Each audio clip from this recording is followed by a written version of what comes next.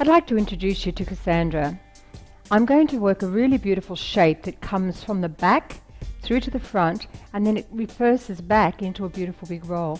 Very much a 40s feel, but I hope you'll see that it will actually look like a new hairstyle when I finish with it. So it'll have the vibe of the 40s, but definitely more of a contemporary look when we're finished. The most important thing about the preparation for Cassandra's hair was the blow drying. Now I could stand here and blow dry with a blow dryer, but it would take quite some time. So I want to explain to you what I've done so you get the drift of how this preparation was performed.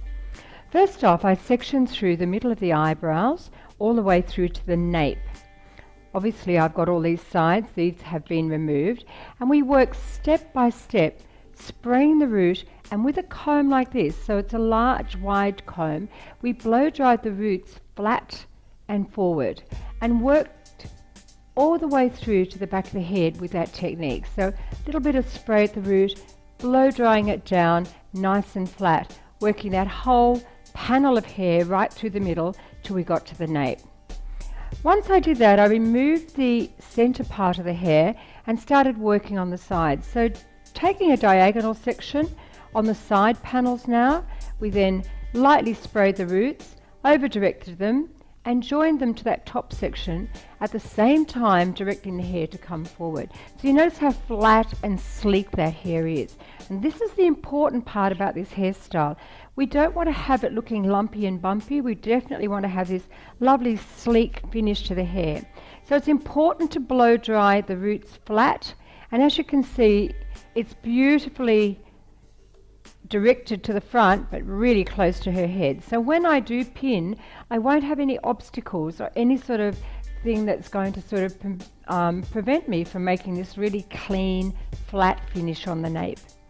Now I'm going to move into the next part of the hairstyle, and what I have to do is create what I would call a secret braid. Sounds all very secret business. But from the top of the ear, from side to side, I'm going to create a 1 centimeter scalp braid through that area, all the way across the front.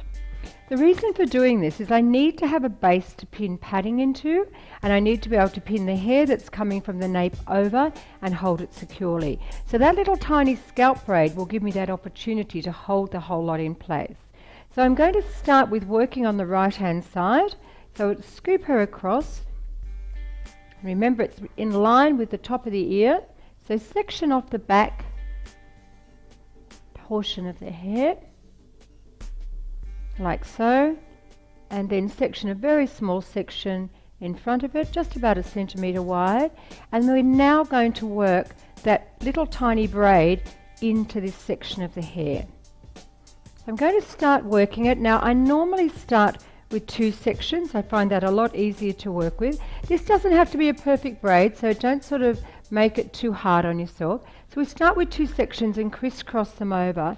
Then as you need the 3rd section, you lift it off the head and you now start incorporating it into the actual braid. So you do end up with what is a regular 3-strand braid. I am only picking up from one side. I don't need to pick up from both sides because it makes it quite difficult to work with. And I can't say I'm the best braider in the world, so I really have to work hard just to get one side picked up thoroughly. So I'm working across the top, and as you can see, giving it a little bit of a pull just to get it keep it nice and firm. So I'm going to continue this technique of picking up, joining it, and braiding it around until I get to the other side. I finished the braid with just a little tiny band that just holds it nicely into place, and then I'll let the rest of the hair just fall into the hair itself. So the next part of the hairstyle is to work the back over to the front section. I like to look at the tendons on the back of the neck, so I use those as my guide for where I need to part. So working with the tendons at the outer section of the neck and create a triangle section through to the top. So we've got a V here and we widen out as we get to the bottom. Let me just separate all of this now and work that through as well. So once again, get those sections nice and clean, make sure they're uniformed. It makes it a lot easier to work with when you do have nice clean sections. So the next part of the hairstyle is to bring this whole panel over to the front. So very carefully combing as I go, because I don't want to find that I have any uncombed sections of hair. So we bring it right up and over, and as we get to that braid, that's where I'm going to start pinning.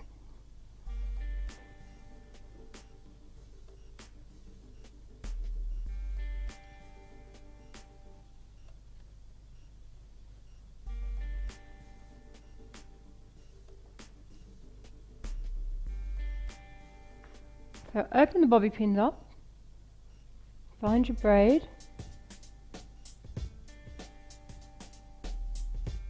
and pin crisscross along that platform of braiding underneath.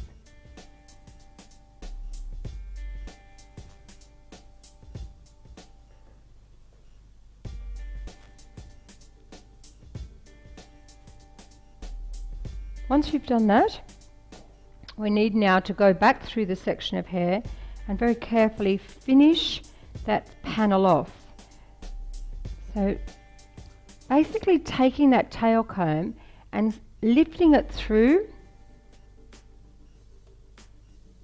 to try and distribute all those pieces of hair. Now I'm going to finish this off with a little light spray of hairspray and come back to show you how to do the sides. That's the back finished.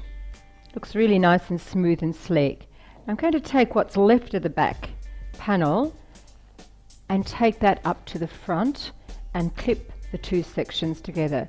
So taking the bobby pin opened, making sure that you catch the braid as well as the hair together, and then a little crisscross technique is a great way of holding that hair in place. So crisscrossing the bobby pins.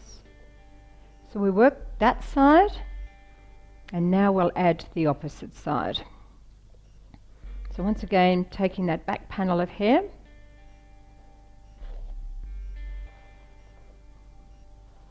very carefully making sure that the two sections blend well together.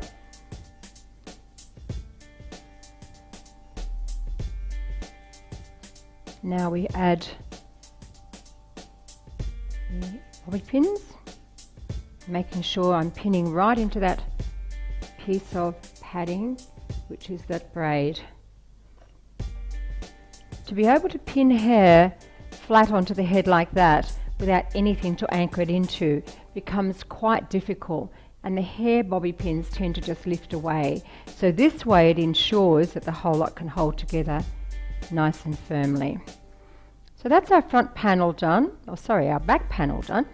Now we're going to move towards the front. Now the next part of this section of the hair is just going to put some hot rollers in here. It needs to have a little bit of a bend. The hair is very sleek and soft. I seem to be working with a lot of soft hair at the moment.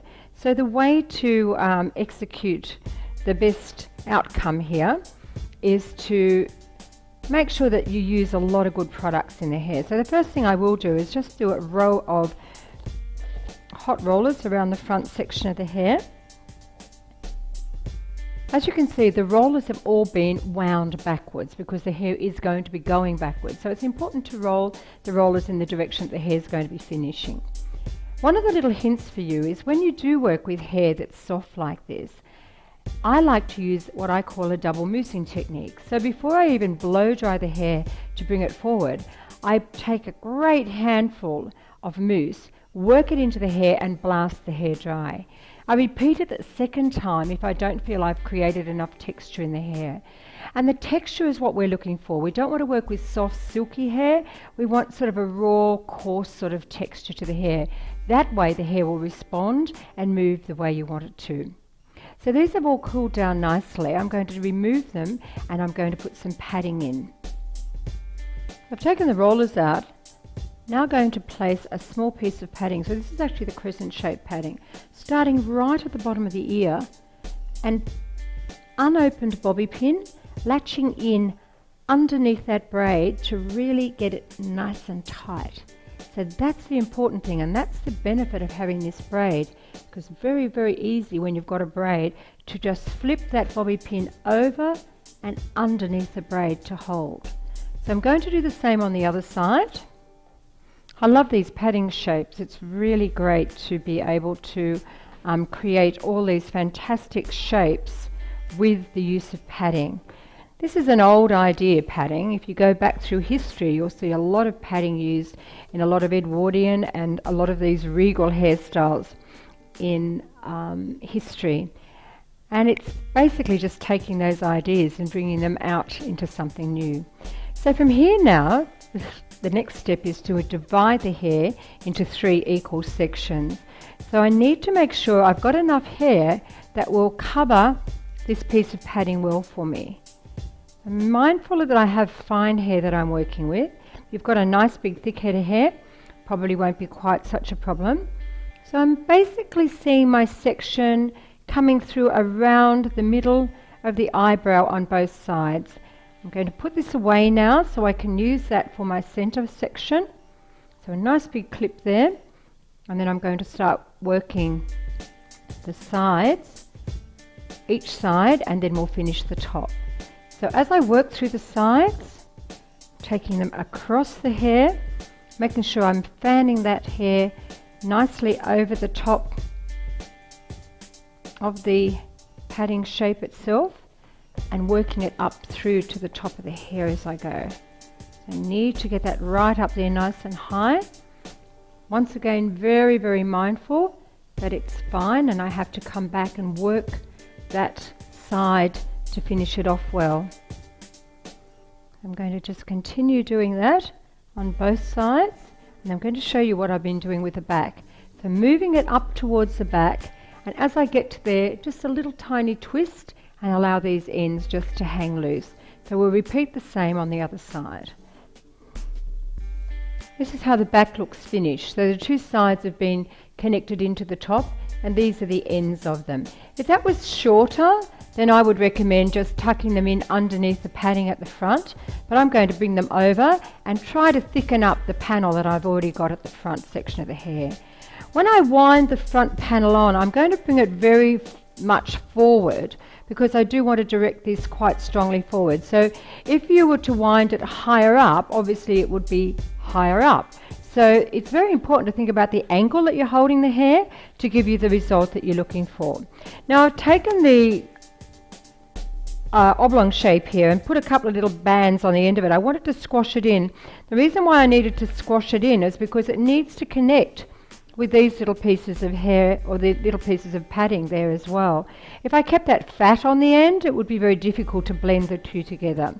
So I'm starting at the very bottom part here, and very carefully, I'm not going to pin it this time because I do want to be able to manipulate this hair in a different way. So as I bring it up, I'm going to start stretching it out and moving it across and stretching it out. So very carefully stretching it, rolling it, and manipulating it up. So as I manipulate it up, I'm now going to start moving the hair back and over the head. And if you can see, I'm take her around the back here. I'm going to show you what I've done here. So I've got one end sitting through here and one's come over to the back itself. So this is very much like these sort of 50s housewives rolls. I think this gorgeous 50s hair in these beautiful waves and rolls look absolutely sensational. So this is a bit what we'd call rockabilly hair. So it's a great way to get that sort of really modern twist to rockabilly hair. So I'm going to keep it looking a little bit tousled and a little bit more modern. I don't want it to look sort of old and too retro. I think sometimes recreating the past is great, but not so great if it looks actually dated and old looking. So moving the hairs around, all I'm doing now, my goal obviously is to cover the padding and also at the same time bring a great little shape into this hair. So I'm having a look at it now. I quite like that looking a little bit higher through there. I'm going to sort of just use my fingers. It's a little bit like teasing the hair just to pull it forward and give that lovely sort of soft editorial feel to the hair. So I'll continue working around in that fashion. As I get to the back, you can see here I've got a little bit of padding to cover, so I'll move a few hairs around. Got some bobby pins to cover. In a way, you know, when you're dressing long hair, it's a little like a jigsaw puzzle. It's about sort of making it all fit and work and cover padding and cover bobby pins all at the same time. So the hairstyle tends to emerge not from any technique other than the need to have to blend and cover the padding. So I'll continue moving the hair around, working it into this panel at the back, and I'm going to come back to you with my finished look. So I will have it pinned and positioned into shape and show you how it all finishes up. The back looks absolutely beautiful, but let me show you how the front's finished up. I've really texturized it out, pulled it apart and really pulled it into this beautiful shape. To me it looks absolutely fantastic. There's a lot of little flyaways and a lot of little loose pieces, but that's the part that I think brings it all to life and makes it look so modern. If I'd left it the way it was, it would look a little bit too dated, I feel, but this has brought it into the now. You can see how it all connects beautifully together.